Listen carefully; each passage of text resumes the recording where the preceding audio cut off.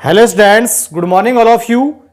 देखिए, हम बात कर रहे थे राजस्थान के इतिहास में मेवाड़ रियासत का इतिहास। और मेवाड़ रियासत के इतिहास में लास्ट हमने जो देखा था वो राणा सांगा के बारे में डिटेल से चर्चा की थी। राणा सांगा जो है उनकी मृत्यु हो गई थी 1528 ईस्वी में। उनको जहर देकर उनके सामंतों ने क्या कर दी, उनकी हत्या कर दी। ठीक है, मेवाड़ जो है उस पर मैंने कहा कि बाबर का अधिकार हुआ। बाबर ने अपने पुत्र हुमायूं को मेवाड़ का प्रशासक नियुक्त किया। दूसरी ओर बाबर की पत्नी थी रानी कर्मावती या कर्णावती। रानी कर्मावती या कर्णावती जो है उन्होंने हम कहें कि हुमायूं जो है उनको पन्ना धाय की सलाह पर, देखो धाय माता पन्ना धाय जो है उनकी सलाह पर जो है वो कह सकते हैं कि राखी बांधी। और निश्चित रूप से हुमायूं जो है उसने मेवाड़ का संपूर्ण साम्राज्य पुनः रानी कर्मावती को सौंप दिया। तो देखो मैं एक इंडेक्स बना देता हूं। इंडेक्स है हमारा राणा सांगा। राणा सांगा जो है इनकी पत्नी का नाम था कर्मावती। कहीं कहीं आपको मिल सकता है कर्णावती। ठीक है, एक ही बात है। देखो यहां मैं बात करता हूं, राणा सांगा का शासनकाल था 1509 से 1528। ठीक है, राणा सांगा के एक पुत्र हुआ जिसका नाम था भोजराज। ठीक है, एक पुत्र हुआ जिसका नाम था राणा रतन सिंह।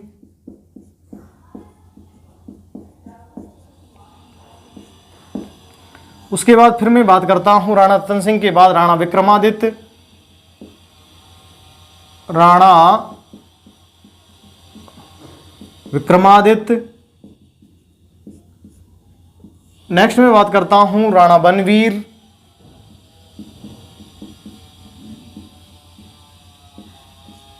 और नेक्स्ट में बात करता हूं राणा उदय सिंह। राणा उदय सिंह। देखिए एक एक करके मैं सबकी बात करता हूं। मैंने कहा कि 1528 ईस्वी में वापस रानी कर्मावती को हुमायूं ने मेवाड़ का साम्राज्य सौंप दिया। सबसे पहला पुत्र है भोजराज। देखो भोजराज जो है ये जब राणा सांगा जीवित थे, राणा सांगा मौजूद थे, उसी समय इनका विवाह हुआ मीराबाई से। किससे हुआ? मीराबाई। ठीक है, मीराबाई से इनका विवाह हुआ। लेकिन 1516 ईस्वी में विवाह हुआ। विवाह कब हुआ? 1516 ईस्वी में। 1523 ईस्वी में भोजराज की क्या हो गई? मृत्यु हो गई। ठीक है, किसके समय में हुई? जिस समय राणा सांगा खुद मौजूद था। 1528 तक शासन किया, तो मृत्यु कब हुई? 1523 ईस्वी में। ठीक है, मीराबाई, भक्त कवि मीराबाई जो है, ठीक है, डिटेल से हम इसके बारे में चर्चा करते हैं जब लोक संत संप्रदाय पढ़ते हैं उस समय। ठीक है, उसके बाद देखो जैसे ही राणा सांगा की मृत्यु हुई, राणा सांगा की मृत्यु के पश्चात 1528 ईस्वी में शासक बने कौन? राणा रतन सिंह। और 1528 से कब? 1531 तक ये क्या रहे? शासक रहे। 1528 से 1531 ईस्वी तक ये शासक रहे। देखो 1531 ईस्वी में बूंदी के राजा सूरजमल, बूंदी के राजा सूरजमल, बूंदी के राजा सूरजमल से आखेट विवाद में, आखेट विवाद हुआ जिसमें इसकी क्या कर दी गई? हत्या कर दी गई। इसकी हत्या कर दी गई। ठीक है, तो ये देखो पहले हमने भोजराज के बारे में बात की। भोजराज जो है ये तो राणा सांगा के समय इनकी मृत्यु हो चुकी थी 1523 ईस्वी में। उसके बाद मैंने कहा राणा रतन सिंह शासक बने। 28 के बाद रतन सिंह शासक बने। राणा रतन सिंह जो है बूंदी के राजा सूरजमल से, क्योंकि देखिए रानी कर्मावती या कर्णावती जो है बूंदी से संबंधित हाड़ी रानी थी। ठीक, हाड़ी राजकुमारी थी, बूंदी से संबंधित थी। माना गया कि रतन सिंह जो है अपने मामा, इनके मामा माने जाते हैं सूरजमल, यहां गए हुए थे। दोनों में आखेट को लेकर, शिकार को लेकर विवाद हुआ। उस विवाद में मामा भांजे में विवाद हुआ। और इस विवाद में मामा ने भांजा और भांजे ने मामा की क्या कर दी? हत्या कर दी। ऐसा माना जाता है। ठीक है, दोनों संघर्ष में दोनों की क्या हो गई थी? हत्या हो गई थी। उसके बाद फिर 1531 ईस्वी में, 1531 ईस्वी में शासक बने कौन? राणा विक्रमादित्य। कब तक शासक रहे? 1536 तक रहे। देखो राणा विक्रमादित्य जो है, इनके बारे में कहा जाता है ये बहुत ही कह सकते हैं कि क्रूर प्रवृत्ति के शासक रहे हैं। इनकी बुरी आदतों की वजह से, आदतों के कारण सामंत वर्ग जो है, सामंत वगैरह सब परेशान थे।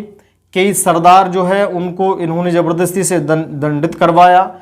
ठीक है, इसकी नीतियां थी जो अच्छी नहीं थी।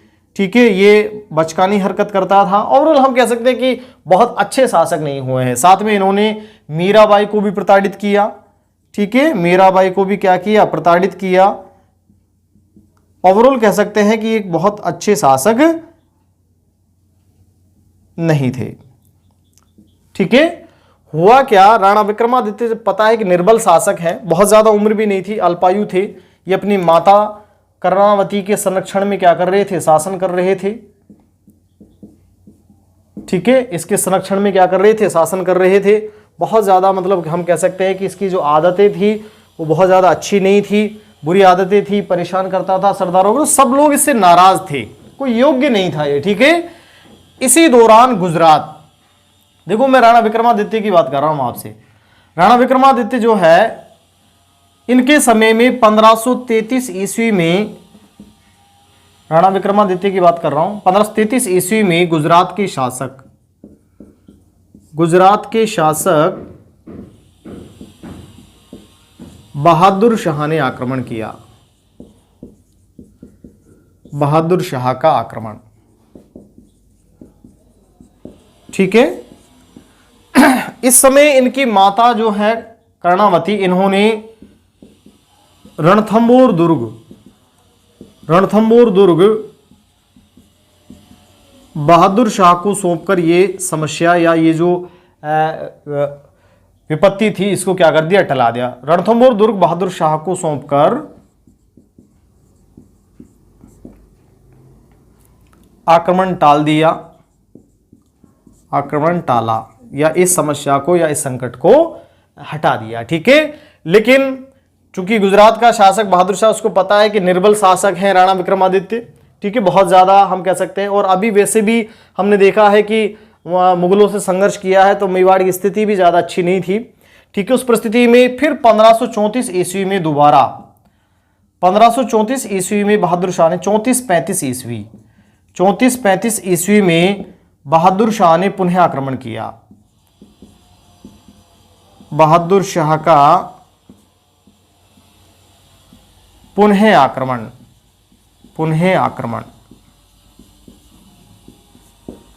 ठीक है, ऐसा माना गया कि इस आक्रमण के दौरान रानी कर्मावती जो है, उन्होंने हुमायूं के लिए मदद के लिए राखी भेजी।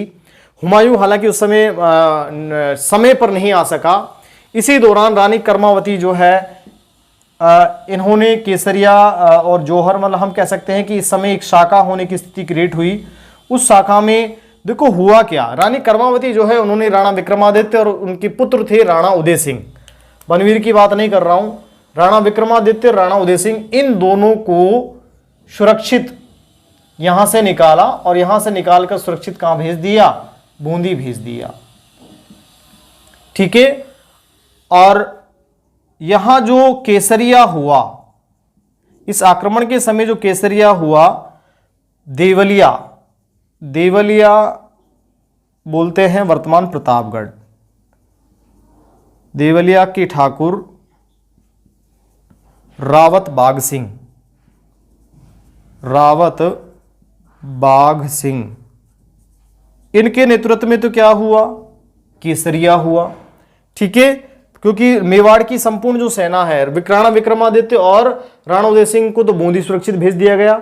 ठीक है, पन्नाधाय के साथ। और यहां केसरिया किसके नेतृत्व में हुआ, देवलिया प्रतापगढ़ के ठाकुर रावत बाघ सिंह के नेतृत्व में केसरिया हुआ। जौहर की बात करते हैं तो रानी कर्मावती के नेतृत्व में क्या हुआ, जौहर हुआ। कब हुआ, समय की बात करते हैं, 5 मार्च 1535। ठीक है, इसे चित्तौड़गढ़ दुर्ग का दूसरा शाखा बोलते हैं। चित्तौड़गढ़ दुर्ग का दूसरा शाखा। ठीक है। निश्चित रूप से चित्तौड़गढ़ दुर्ग का पहला शाखा जो है हम जानते हैं 1303 ईस्वी में अलाउद्दीन खिलजी के आक्रमण के समय में हुआ। रावल रतन सिंह के नेतृत्व में केसरिया, रानी पद्मिनी के नेतृत्व में जो है चित्तौड़गढ़ दुर्ग का पहला और सबसे बड़ा शाखा कहलाया। नेक्स्ट हम बात करें चित्तौड़गढ़ दुर्ग का दूसरा शाखा जो है 5 मार्च 1535 को हुआ। ठाकुर रावत बाग सिंह के नेतृत्व में केसरिया, रानी कर्मावती के नेतृत्व में जोहर हुआ। ठीक है, तो देखो ये सारी समस्याएं हुई। चित्तौड़गढ़ दुर्ग का दूसरा शाखा हुआ। चित्तौड़गढ़ दुर्ग पर किसने अधिकार कर लिया? बहादुर शाह। गुजरात के शासक बहादुर शाह ने, मैं लिख देता हूं, गुजरात के शासक बहादुर शाह ने चित्तौड़गढ़ दुर्ग पर अधिकार किया। चित्तौड़गढ़ दुर्ग पर अधिकार किया। ठीक है, उसके बाद क्या हुआ? मैंने कहा कि हुमायूं को यहां राखी भेजी गई, समय पर नहीं आ सके। कुछ इतिहासकार कहते हैं जानबूझ के नहीं आए, कुछ इतिहासकार कहते हैं कि जब जानबूझ कर ही नहीं आते तो फिर राज्य ही पहले क्यों सौंपते। ठीक है, अलग अलग मत हैं इससे रिलेटेड। हुमायूं आए 1535 ईस्वी में, हुमायूं आए। ठीक है, हुमायूं ने आकर के जब जैसे हुमायूं चित्तौड़गढ़ की ओर बढ़े तो बहादुर शाह जो है वो भागकर कहां चले गए? गुजरात चले गए और बूंदी से विक्रमादित्य को पुनः बुलाया और पुनः मेवाड़ की गद्दी पर बैठा दिया। इसलिए देखो इसका शासनकाल कंटिन्यू है 31 से 36, बीच में स्पेस नहीं आया है क्योंकि हुमायूं वापस आए और हुमायूं ने बहादुर शाह जो है इसका पीछा भी किया और इसको पराजित किया। ठीक है, और पुनः बूंदी से किसको? राणा विक्रमादित्य उदय सिंह को बुलाया और राणा विक्रमादित्य को पुनः गद्दी पर बैठा दिया। ठीक है, तो ये हुई किसकी बात? राणा विक्रमादित्य की बात। क्लियर हुआ भाई? देखो राणा विक्रमादित्य के बारे में फिर ध्यान दीजिएगा। इनके समय में गुजरात के शासक बहादुर शाह का आक्रमण हुआ 1533 ईस्वी में। उस समय रानी कर्मावती ने इस आक्रमण को टालने के लिए, इस संकट को दूर करने के लिए रणथंभौर दुर्ग बहादुर शाह को सौंप दिया। फिर 1534-35 ईस्वी में बहादुर शाह ने सोचा कि वे निर्बल शासक है, क्यों ना मेवाड़ पर आक्रमण किया जाए। ठीक है, इस आक्रमण के दौरान पुनः आक्रमण हुआ। इस आक्रमण से पहले ही रानी कर्मावती जो है उन्होंने हुमायूं के लिए राखी भेजकर मदद मांगी। हालांकि हुमायूं समय पर नहीं आ सका। उस परिस्थिति में देवलिया या प्रतापगढ़ के रावत बाग सिंह के नेतृत्व में केसरिया हुआ, रानी कर्मावती के नेतृत्व में जोहर हुआ। यह चित्तौड़गढ़ दुर्ग का क्या कहलाता है? दूसरा शाखा कहलाता है 5 मार्च 1535। और गुजरात के शासक बहादुर शाह जो है उन्होंने चित्तौड़गढ़ दुर्ग पर क्या कर लिया? अधिकार कर लिया। आगे चलकर हुमायूं आए और हुमायूं ने बहादुर शाह को पराजित किया और बूंदी से विक्रमादित्य को पुनः बुलाकर मेवाड़ का शासक बना दिया। ठीक है, ये बात हुई किसकी? राणा विक्रमादित्य। अब नेक्स्ट आता है, देखो मैंने कहा कि भाई राणा विक्रमादित्य और राणा उदय सिंह को ही बूंदी क्यों भेजा, बनवीर को क्यों नहीं भेजा? बनवीर जो है वो रानी कर्मावती का पुत्र नहीं था। बनवीर जो है वो रानी कर्मावती का पुत्र नहीं था, तो फिर किसका पुत्र था?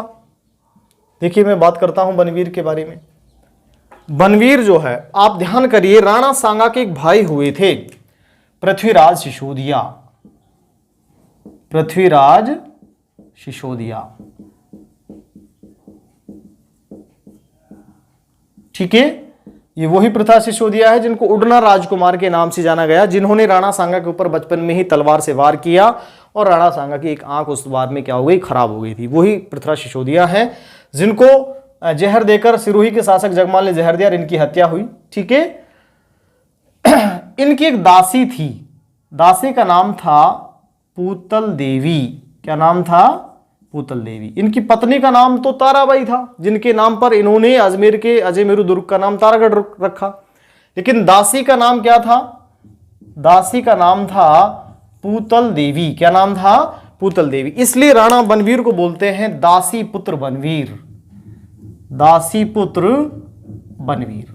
ठीक है, देखो हुआ क्या, जो काम बहादुर शाह ने किया था वही काम अब कौन करने जा रहे हैं? राणा बनवीर करने जा रहे हैं। मैं नेक्स्ट बात करता हूं किसके बारे में? राणा बनवीर के बारे में। सबसे पहली बात तो यह है पृथ्वीराज सिसोदिया। पृथ्वीराज सिसोदिया की दासी पूतल देवी का पुत्र था।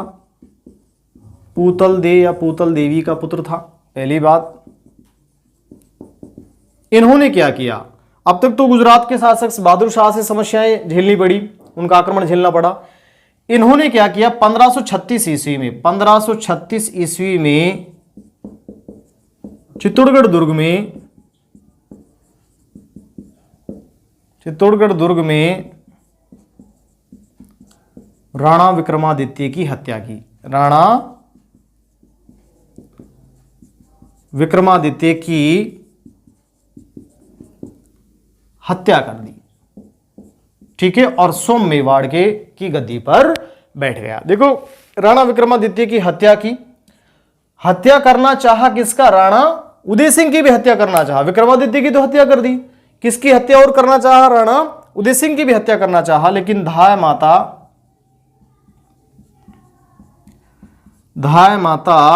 पन्ना धाय ने अपने पुत्र चंदन के प्राणों की बलि देकर,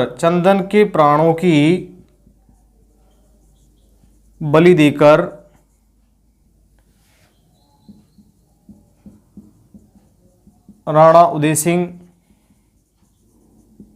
के प्राणों की रक्षा की। माना जाता है कि महल में चंदन और राणा उदय सिंह जो है वो सो रहे थे, ठीक है। हुआ क्या, जहां चंदन सोता था वहां राणा उदय सिंह को सुला दिया गया, जहां राणा उदय सिंह सोते थे वहां चंदन को सुला दिया गया। राणा बनवीर तलवार लेकर आया और राणा बनवीर ने पूछा कि राणा उदय सिंह कहाँ सो रहे हैं, तो उसने इशारा कर दिया कि ये सो रहे हैं, ठीक है। तो उसी दौरान चंदन की ओर इशारा कर दिया, चंदन की जोर से ताबड़तोड़ उन्होंने हमले किए और उसकी क्या कर दी? हत्या कर दी। उनके दिमाग में ये था कि भाई चंदन की क्या, राणा उदय सिंह की क्या हो गई? ये हत्या हो गई। लेकिन धाय माता पन्ना धाय जो है, इन्होंने राणा उदय सिंह को कैसे निकाला, कब निकाला, वो नेक्स्ट में बात करूंगा जब राणा उदय सिंह के बारे में बात करूंगा।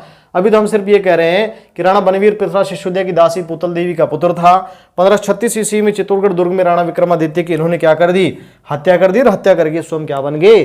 शासक बन गए। धाय माता पन्ना धाय ने अपने पुत्र किसकी? चंदन के प्राणों की बलि देकर राणा उदय सिंह के प्राणों की रक्षा की। कैसे की, वो बातें हम नेक्स्ट करेंगे इसमें। राणा उदय सिंह में देखिए 1536 ईस्वी में ये शासक बन गए और कब तक रहे? 1540 ईस्वी तक ये शासक, चित्तौड़गढ़ के शासक बने रहे। इन्होंने चित्तौड़गढ़ दुर्ग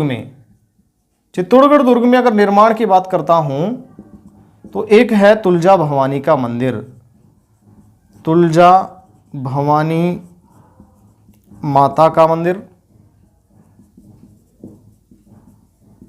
चित्तौड़गढ़, ठीक है। और दूसरा हम बात करते हैं नवलखा नामक अंतः दुर्ग। ये भी कहाँ है? ये भी चित्तौड़गढ़ में है। इनका क्या कराया? निर्माण कराया, ठीक है। देखो 1540 ईस्वी में आगे क्या हुआ? 1540 ईस्वी में एक युद्ध हुआ, मावली का युद्ध। कौन सा युद्ध? मावली का युद्ध, ठीक है। मावली पड़ता है कहाँ? उदयपुर में। मावली के युद्ध में राणा उदय सिंह ने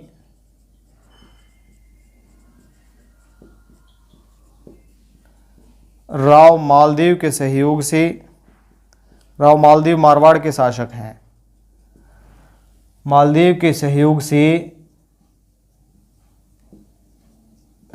से बनवीर की क्या की?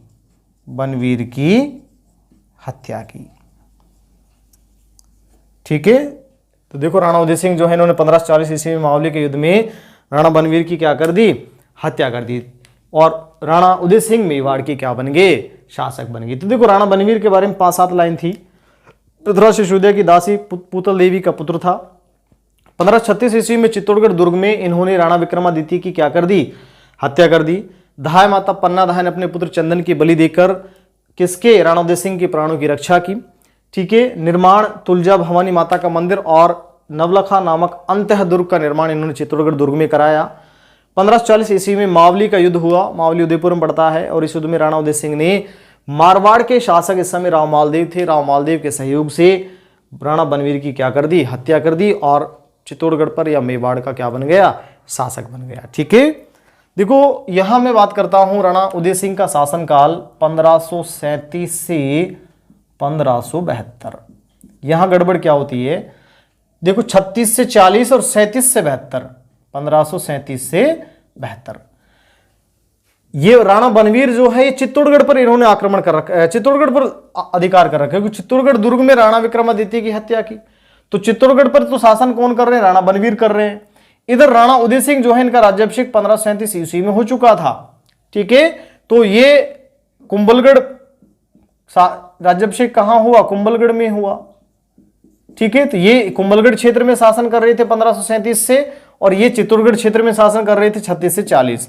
ठीक है, आगे चलकर ये शासन कर रहे थे कुंभलगढ़ में, ये शासन कर रहे थे चित्तौड़गढ़ में। आगे चलकर राणा उदय सिंह ने 1540 में बनवीर की क्या कर दी, हत्या कर दी। तो इसलिए हमने इसका शासनकाल लिख दिया 1536 से 40, और यहां लिख रहे हैं 1537 से 1572। ठीक है, तो नेक्स्ट में बात करता हूं राणा उदय सिंह। तो देखो मैंने एक एक करके राणा सांगा के पुत्र देखे, भोजराज, फिर रतन सिंह के बारे में बात की, फिर विक्रमादित्य के बारे में बात की, फिर दासी पुत्र बनवीर का कुछ समय आया, और नेक्स्ट हम बात कर रहे हैं मेवाड़ के अगले और महत्वपूर्ण शासक कौन, राणा उदय सिंह।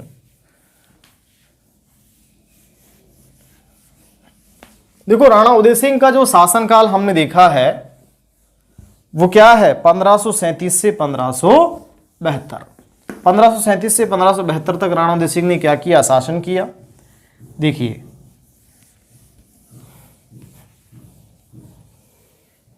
सबसे पहली बात हेडिंग डाल देता हूं मैं, राणा उदय सिंह।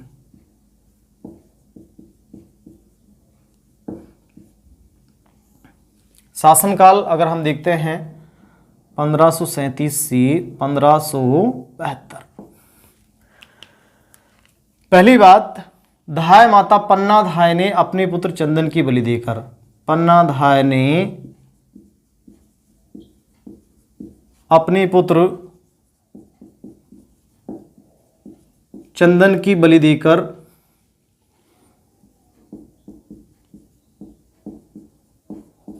प्राणों की रक्षा की।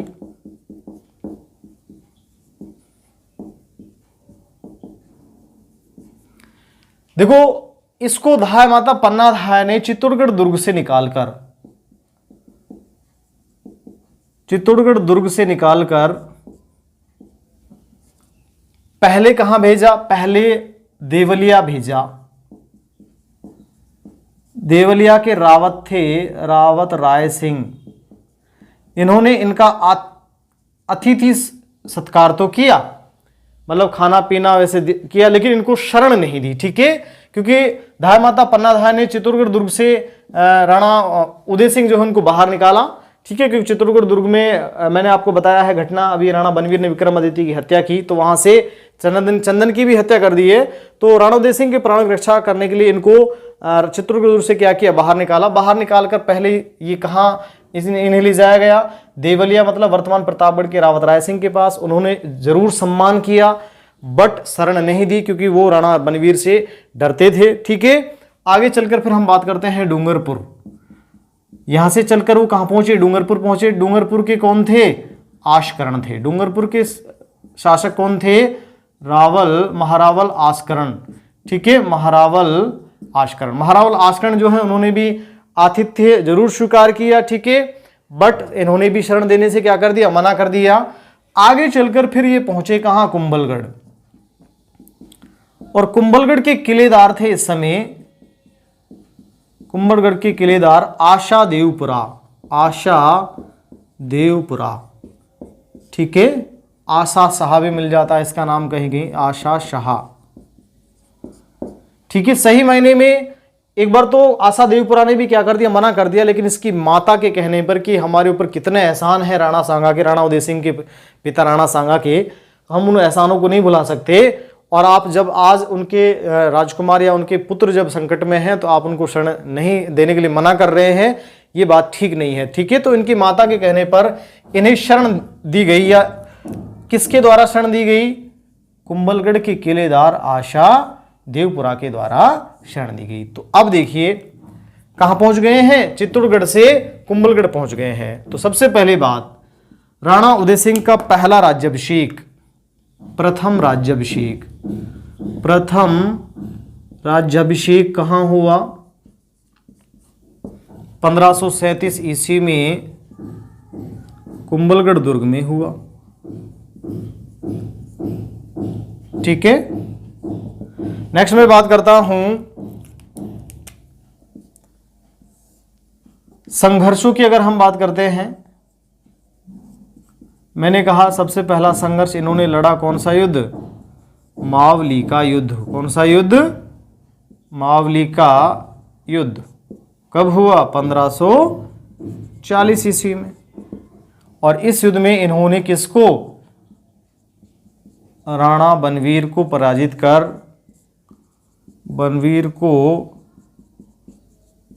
कर चित्तौड़ पर अधिकार किया, चित्तौड़गढ़ पर अधिकार। ठीक है, देखो अभी मैंने मावली के युद्ध के बारे में पहले भी आपसे बात की है। चित्तौड़गढ़ पर क्या कर लिया? अधिकार कर लिया। अब मैं बात करूं दूसरा राज्याभिषेक हुआ। दूसरा राज्याभिषेक, दूसरा जो राज्याभिषेक है ये कब हुआ? ये हुआ 1540 में। कहां हुआ? चित्तौड़गढ़ दुर्ग में हुआ। चित्तौड़गढ़ दुर्ग। ठीक है, देखिए उसके बाद इस समय राणा उदय सिंह के समय में, देखो आपको पता होगा दिल्ली के शासक शेर शाह शूरी जो हैं दिल्ली के शासक रहे हैं 1540 से 1545 तक। ठीक है, शेर शाह सूरी के आक्रमण का भय, बेसिकली हम कह सकते हैं 1543 ईस्वी में शेर शाह सूरी ने मेवाड़ पर आक्रमण करने की क्या की प्लानिंग की कि भाई बहुत जल्दी मेवाड़ पर हम आक्रमण करने वाले हैं। और इस आक्रमण के दौरान वो अजमेर तक आ भी गए थे। उसके आक्रमण से पहले ही राणा उदय सिंह ने उन्हें चित्तौड़गढ़ दुर्ग की चाबियां सौंप दी, चित्तौड़गढ़ दुर्ग का कार्यभार सौंप दिया और इस संकट को क्या कर दिया? टला दिया। क्योंकि इस समय ऐसी स्थिति नहीं थी मेवाड़ की कि वो बहुत ज्यादा संघर्ष कर सके, क्योंकि लगातार खानवा का युद्ध है, उसके बाद बयाना का युद्ध, खानवा का युद्ध, उसके बाद राणा बनवीर की हत्या, फिर 1540, तो मतलब बड़ा डिस्टर्ब चल रहा था। 1533, 34, 35 में हमने बात की है बहादुर शाह का आक्रमण। तो बहुत अच्छी स्थिति नहीं है मेवाड़ की जो बहुत बड़ा संघर्ष वो कर सके। तो इस परिस्थिति में उन्होंने इस संकट को टालने के लिए चित्तौड़गढ़ दुर्ग किसको सौंप दिया? शेर शाह सूरी को सौंप। तो हम कह सकते हैं 1543 ईस्वी में राणा उदय सिंह ने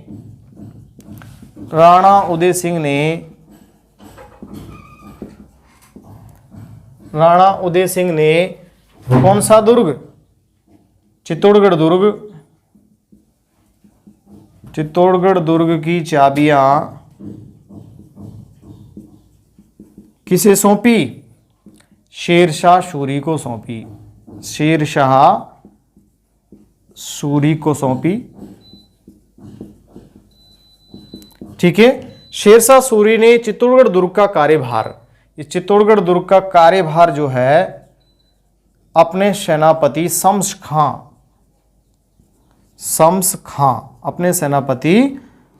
को सौंपा। या हम कह सकते हैं कि शेर शाह सूरी ने शम्स खां को चित्तौड़गढ़ दुर्ग का कार्यभार सौंप दिया। ठीक है भाई, ये हुई 1543। उसके बाद देखो आगे बात करते हैं, आगे चलकर 1559 ईस्वी में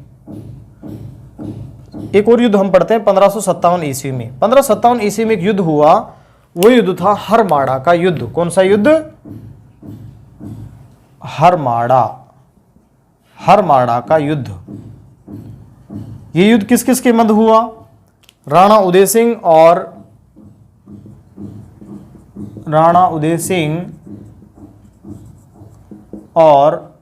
हम बात करें राणा उदय सिंह और अजमेर के हाकिम थे हाजी खां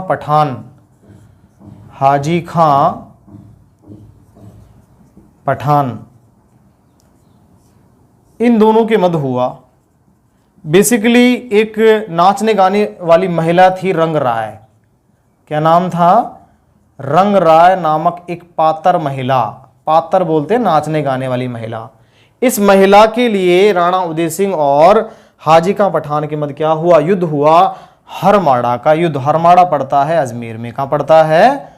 अजमेर में। ठीक है। और हरमाड़ा के इस युद्ध में माना जाता है, कुछ इतिहासकार मानते हैं कि हाजी का पठान जो है उन्होंने राणा उदय सिंह को पराजित किया, कुछ इतिहासकार मानते हैं राणा उदय सिंह ने हाजी का पठान को पराजित किया। जो भी रहा, ठीक है, ये युद्ध बहुत ही महत्वपूर्ण है, पेपर में कई बार पूछा जाता है। हरमाड़ा का युद्ध कब हुआ? 1557 ईस्वी में हुआ। किस किस के मध्य हुआ? राणा उदय सिंह और अजमेर के हाकिम हाजी का पठान के मध्य हुआ, जिसमें राणा उदय सिंह ने हाजी का पठान को क्या कर दिया? पराजित कर दिया। ठीक है। देखो आगे मैं बात कर, एक बार फिर ध्यान दीजिएगा, मैं रिपीट कर देता हूं, ब्रीफ कर देता हूं, उसके बाद फिर नेक्स्ट बात करते हैं। धाय माता पन्ना धाय ने अपने पुत्र चंदन के प्राणों की बलि देकर राणा उदय सिंह को चित्तौड़गढ़ दुर्ग से बाहर निकाला। उसके बाद उसको वहां से कहां ले जाया गया? देवलिया ले जाया गया। वहां के जो ठाकुर थे रावत राय सिंह, उन्होंने आतिथ्य जरूर स्वीकार किया लेकिन शरण देने से मना कर दिया। ठीक है। उसके बाद उसको डूंगरपुर के शासक महारावल आसकरण के पास ले जाया गया, उन्होंने भी आतिथ्य स्वीकार किया लेकिन शरण देने से मना कर दिया। फाइनली कुंभलगढ़ के किलेदार आशा देवपुरा जो है, उन्होंने अपनी माता के कहने पर उन्हें शरण प्रदान की। आगे चलकर 1537 ईस्वी में कुंभलगढ़ दुर्ग में इनका क्या हुआ? राज्याभिषेक हुआ। संघर्ष, मावली का युद्ध हुआ 1540 ईस्वी में। इस संघर्ष में इन्होंने राणा बनवीर की क्या कर दी? हत्या कर दी और चित्तौड़गढ़ दुर्ग पर क्या कर लिया? अधिकार कर लिया। दूसरा राज्याभिषेक हो गया 1540 ईस्वी में। कहां हुआ? चित्तौड़गढ़ दुर्ग में हुआ। 1543 ईस्वी में शेरशाह सूरी के आक्रमण के भय से राणा उदय सिंह ने चित्तौड़गढ़ दुर्ग की चाबियां किसे सौंप दी? राणा उदय सिंह को, शेरशाह सूरी को सौंप दी। शेरशाह सूरी ने चित्तौड़गढ़ दुर्ग का कार्यभार अपने सेनापति शम्स खां को सौंपा। लास्ट हरमाड़ा का युद्ध, और हरमाड़ा का युद्ध में मैंने बताया कि राणा उदय सिंह जो है उन्होंने हाजी का पठान को क्या किया? पराजित किया। बेसिकली ये जो युद्ध है ये रंग राय नामक एक पात्र, मतलब एक नाचने गाने वाली महिला के लिए हुआ, ऐसा माना जाता है। ठीक है। आगे मैं बात करता हूं, राणा उदय सिंह जो है इन्होंने 1559 ईस्वी में, देखो मैं क्रम से बात कर रहा हूं आपसे, 1537 ईस्वी में पहला राज्याभिषेक हुआ, 1540 ईस्वी में मावली का युद्ध हुआ, बनवीर की हत्या हुई, 1543 ईस्वी में चित्तौड़गढ़ दुर्ग की चाबियां किसे सौंपी गई? शेरशाह सूरी को सौंपी गई। उसके बाद 1557 ईस्वी में मैंने आपको बताया कि हरमाड़ा का युद्ध हुआ। उसके बाद देखो आगे मैं बात करता हूं 1559 ईस्वी में, 1559 ईस्वी में राणा उदय सिंह जो है, चूंकि चित्तौड़गढ़ दुर्ग पर किसका? शेरशाह सूरी का अधिकार था। ठीक है। आगे चलकर बेसिकली ये माना गया कि चित्तौड़गढ़ दुर्ग के अलावा कुछ और ऐसा कोई सुरक्षित स्थल अपनाया जाए जहां ज्यादा प्रोटेक्टिव कंडीशन रहे। ठीक है। उस परिस्थिति में 1559 ईस्वी में मैंने आपको बताया था गिरवा की पहाड़ियां, गिरवा क्षेत्र, पर्वतीय क्षेत्रों से घिरा हुआ मैदानी तस्तरी नुमा भूभाग जो है, यहां उदयपुर नगर की क्या की गई? स्थापना की गई। उदयपुर नगर की स्थापना, उदयपुर नगर की स्थापना कब की गई? 1559 ईस्वी में। देखो अब तक राजधानी चित्तौड़गढ़ थी, स्थापना कर इसे क्या बनाया गया? राजधानी बनाया गया। मैंने कहा कि प्रारंभिक राजधानी नागदा रही, उसके बाद अल्लट के समय में आहड़ को भी राजधानी बनाया गया। आगे चलकर रावल जेत्र सिंह के समय में चित्तौड़गढ़ को राजधानी बनाया गया नागदा के स्थान पर। ठीक है। और अब देखो चित्तौड़गढ़ के बाद अब राजधानी क्या बन गई है? उदयपुर नगर की स्थापना हुई और उदयपुर को राजधानी बनाया गया। ठीक है। आगे मैं बात करता हूं 1559 से 64 ईस्वी, 1559 से 1564 ईस्वी में उदय सागर झील, मैंने पहले भी बात की है झीलों में भी आपसे, उदय सागर झील का निर्माण कराया गया, उदय सागर झील की स्थापना कराई गई। ठीक है। ये झील वही झील है जिसमें आयड़ नदी अपना जल गिराती है और जल गिराने के पश्चात उसका नाम बदलकर क्या हो जाता है? बेड़च हो जाता है। ठीक है। अब मैं बहुत ही महत्वपूर्ण संघर्ष के बारे में बात करने जा रहा हूं, मुगल बादशाह अकबर से संघर्ष। मुगल बादशाह अकबर से संघर्ष, अकबर से संघर्ष। सबसे पहले तो कारण पूछा जाए, भाई संघर्ष के कारण क्या थे? तो सबसे पहला जो कारण था, देखो मुगल बादशाह अकबर ने 1561 ईस्वी में मेड़ता पर आक्रमण किया। ठीक है। मेड़ता पर आक्रमण, और मेड़ता के शासक थे इस समय जयमल राठौड़, जयमल राठौड़। ठीक है। जयमल राठौड़ जो है ये मेड़ता से भागकर कहां पहुंचे? मेवाड़ पहुंचे। ठीक है, इसे शरण दी गई किसके द्वारा? राणा उदय सिंह के द्वारा। उसके बाद एक और आक्रमण हुआ 1562 ईस्वी में मालवा। मालवा के शासक थे बाज बहादुर। कौन थे? बाज बहादुर। मालवा के शासक बाज बहादुर जो हैं, इस पर अकबर का आक्रमण हुआ और ये भी भागकर कहां आए? मेवाड़ आए। तो हम कह सकते हैं मेड़ता के जयमल राठौड़ और मालवा के बाज बहादुर को शरण दिए जाने के कारण अकबर ने चित्तौड़गढ़ मेवाड़ पर क्या किया? आक्रमण किया। तो हम कह सकते हैं चित्तौड़गढ़ का युद्ध। कौन सा युद्ध? चित्तौड़गढ़ का तीसरा युद्ध भी बोल सकते हैं हम, चित्तौड़गढ़ का युद्ध। ठीक है, पहला युद्ध हम देखते हैं 1303 ईस्वी में रावलतन सिंह और अलाउद्दीन खिलजी। दूसरा गुजरात के शासक बहादुर शाह ने आक्रमण किया। ठीक है, उस समय रानी कर्मावती थी। और तीसरा चित्तौड़गढ़ का जो युद्ध है वो देखो 23 अक्टूबर 1567 ईस्वी को क्या हुआ? आक्रमण हुआ। और इस आक्रमण को जीता कब गया? 25 फरवरी 1568। देखिए ये जो आक्रमण है, मैं बात करता हूं, अकबर ने लगभग 6 माह तक लंबा घेरा डाले रखा। 6 माह तक घेरा डाले रखा। माना जाता है कि इस युद्ध से पहले ही चित्तौड़गढ़ दुर्ग का कार्यभार राणा उदय सिंह ने चित्तौड़गढ़ दुर्ग का कार्यभार चित्तौड़गढ़ दुर्ग का कार्यभार किसको सौंपा? जयमल राठौड़ और फत्ता सिसोदिया को सौंपा।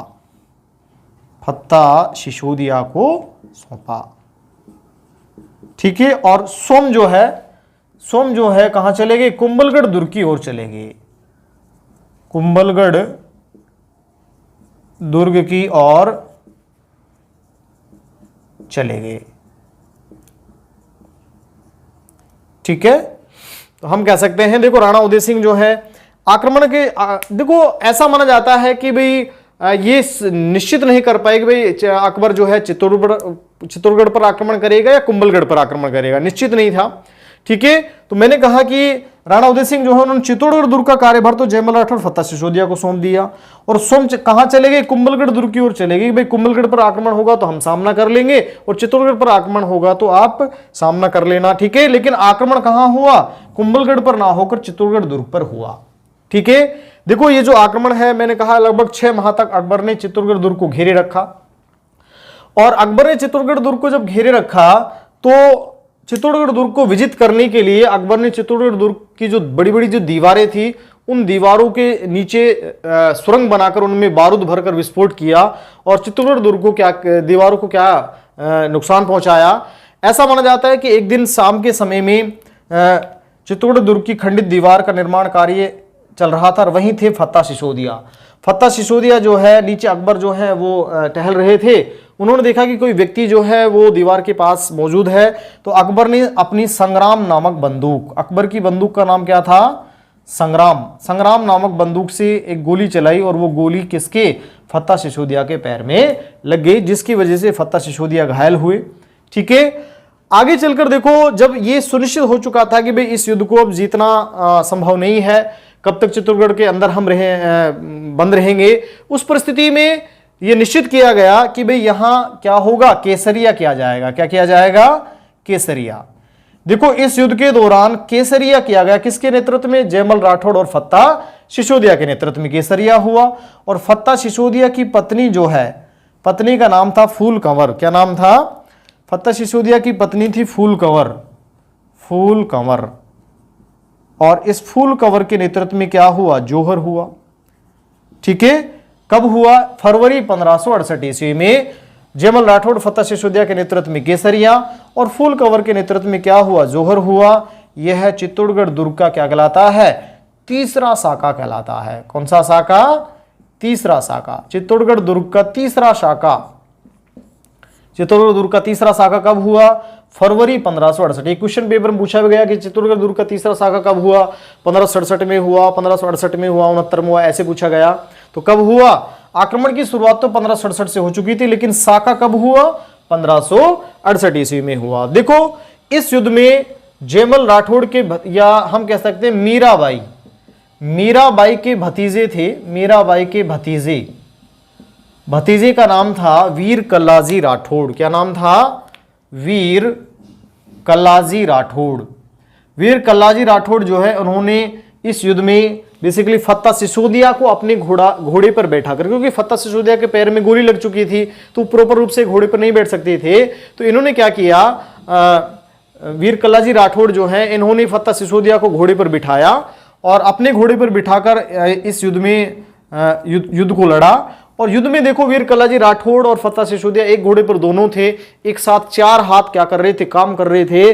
सामने से देखने पर ऐसा लग रहा था कि भाई ये साक्षात 4 हाथों वाला व्यक्ति कौन आ गया है। ठीक है, तो इस युद्ध में वीर कल्लाजी राठौड़ जो है वो 4 भुजाओं वाले लोक देवता के रूप में प्रसिद्ध हुए। 4 भुजाओं वाले लोक देवता। ठीक है, देखो अकबर ने 4 भुजाओं वाले लोक देवता के रूप में प्रसिद्ध हुए वीर कल्लाजी राठौड़। फाइनली मैंने कह दिया कि भाई ये जो युद्ध है इस युद्ध को अकबर द्वारा जीत लिया गया। ठीक है, जयमल राठौड़ फत्ता सिसोदिया के नेतृत्व में गेसरिया हो गया, फत्ता सिसोदिया की पत्नी फूल कंवर के नेतृत्व में जौहर हुआ और वीर कल्लाजी राठौड़ जो है इस युद्ध में 4 भुजाओं वाले लोक देवता के रूप में क्या हो गए? प्रसिद्ध हो गए। अकबर जो है उन्होंने इस युद्ध को जीतने के पश्चात फतहनामा जारी किया। अकबर ने क्या किया? फतहनामा जारी किया। फतहनामा जारी कर चित्तौड़गढ़ दुर्ग में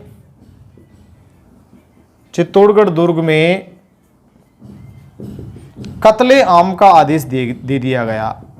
कत्ले आम का आदेश दिया, क्योंकि बड़ी मुश्किल से अकबर ने 6 माह पश्चात इस युद्ध को जीता, तो इतना गुस्सा था कि उसने चित्तौड़गढ़ दुर्ग में रहने वाले सभी लोगों के लिए कत्ले आम का आदेश दे दिया गया, जो कि देखो अकबर के जीवन पर एक कलंक माना जाता है।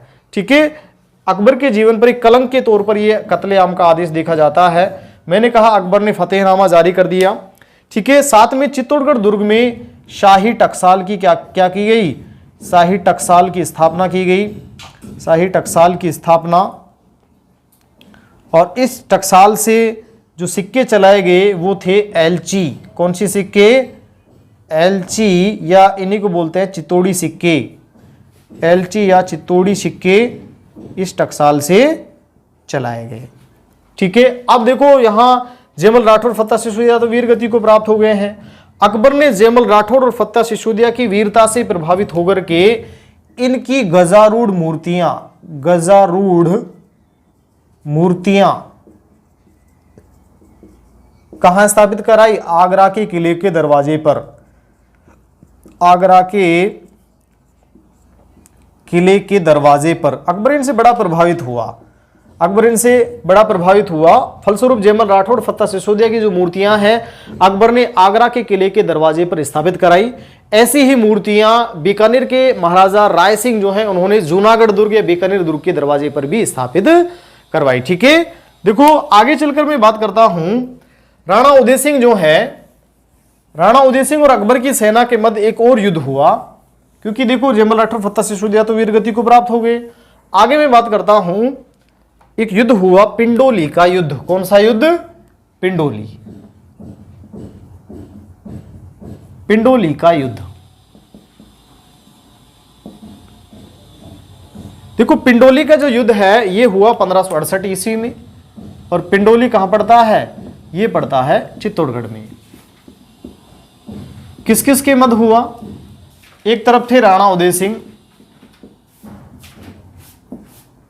और दूसरी तरफ थे अकबर के सेनापति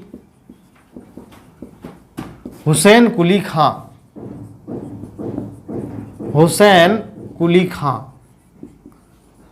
और इस युद्ध में भी राणा उदय सिंह क्या हो गए? पराजित हुए। ठीक है, आगे चलकर देखो राणा उदय सिंह जो है इन्होंने अपना अंतिम जो जीवन है वो गोगुंदा में व्यतीत किया। गोगुंदा में अंतिम जीवन व्यतीत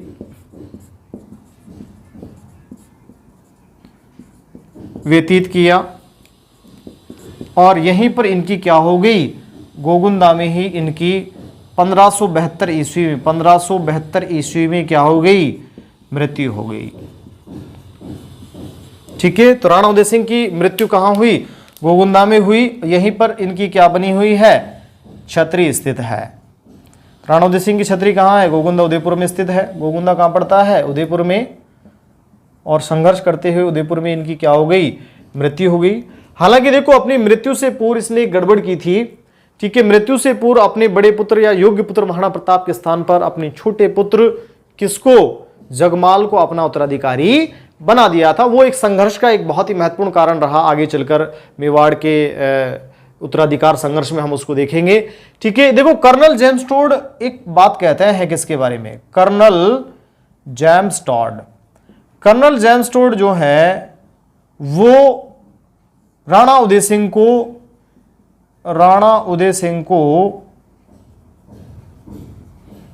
को मेवाड़ का सबसे निर्बल शासक मानते हैं, सबसे निर्बल शासक मानते हैं, निर्बल शासक। क्यों भाई, कर्नल जेम्स टोड ये भी कहते हैं कि अगर राणा सांगा और महाराणा प्रताप के मध्य कौन नहीं होते, राणा उदय सिंह नहीं होते, तो मेवाड़ का इतिहास और भी ज्यादा उज्जवल होता। समझ में आया भाई, राणा उदय सिंह के पिता कौन थे, राणा सांगा थे, और राणा उदय सिंह के पुत्र कौन थे, राणा प्रताप थे। राणा प्रताप और राणा सांगा के मध्य राणा उदय सिंह नहीं होते तो निश्चित रूप से मेवाड़ का इतिहास और भी क्या होता, उज्जवल होता। क्योंकि राणा उदय सिंह के समय में, हालांकि देखो हम कह सकते हैं कि परिस्थितियां इतनी अच्छी नहीं थी, पहले ही मेवाड़ संघर्ष करता आ रहा था, दूसरी ओर दिल्ली के शासक भी बहुत मजबूत शासक अकबर आ गए थे, लेकिन फिर भी इन्होंने कोई बड़ा संघर्ष, चित्तौड़गढ़ के युद्ध में तो यहां तक ये चीजें भी आई हैं कि वे 6 माह तक घेरा डाले रखा, तो फिर राणा उदय सिंह कहां थे जब जयमल राठौर फतेह सिरोदिया संघर्ष कर रहे थे, उस समय कई सारी चीजें निकल के आती हैं। कर्नल जेम्स टोड कह भी देता है कि वे राणा उदय सिंह और राणा सांगा राणा प्रताप के मध्य अगर राणा उदय सिंह नहीं होते तो मेवाड़ का इतिहास जो है और भी क्या होता, उज्जवल होता। इसलिए राणा उदय सिंह को कर्नल जेम्स टोड ने मेवाड़ के सबसे निर्बल शासक की क्या दी, संज्ञा दी। तो देखो आज के लिए मैं इतना ही बात कर रहा हूं। नेक्स्ट में बात करूंगा आपसे राणा प्रताप, महाराणा प्रताप। उससे पहले मेवाड़ का उत्तराधिकार संघर्ष देखेंगे, क्योंकि राणा उदय सिंह जो है अपनी मृत्यु से पूर्व अपने बड़े पुत्र के स्थान पर छोटे पुत्र को अपना उत्तराधिकारी घोषित कर चुके थे। तो ये सारी घटनाएं जो मेवाड़ के उत्तराधिकार संघर्ष में आती हैं उनकी बात करेंगे। और नेक्स्ट बात करेंगे आपसे महाराणा प्रताप, बहुत ही महत्वपूर्ण शासक हैं। आज के लिए इतना ही, थैंक यू।